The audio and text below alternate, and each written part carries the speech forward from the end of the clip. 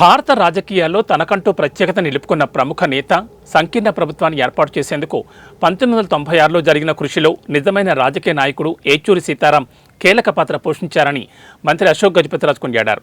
2004లో UPA కూటమి అధికారంలోకి వచ్చాక కామన్ మినిమం ప్రోగ్రాం తయారీలో ఆయన కృషి ప్రత్యేకమైందన్నారు.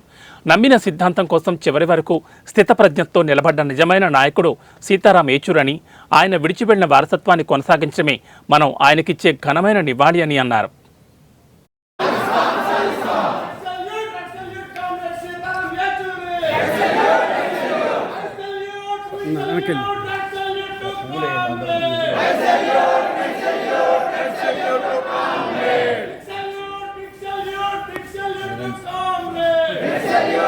తగ్గట్టుగానే మన అందరం కూడా పోరాడాలి.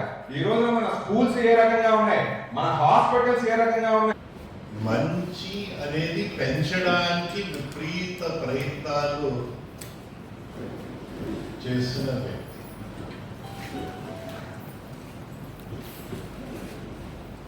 మనకి సిద్ధాంతాలు వేరేగా ఉన్నాయి. మాకైతే దేవుడిపై నమ్మకం కూడా ఉంది.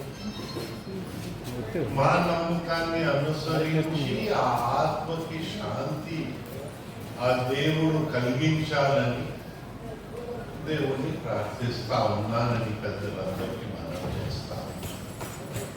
నాకంట వయసు 1 సంవత్సరం తక్కువే.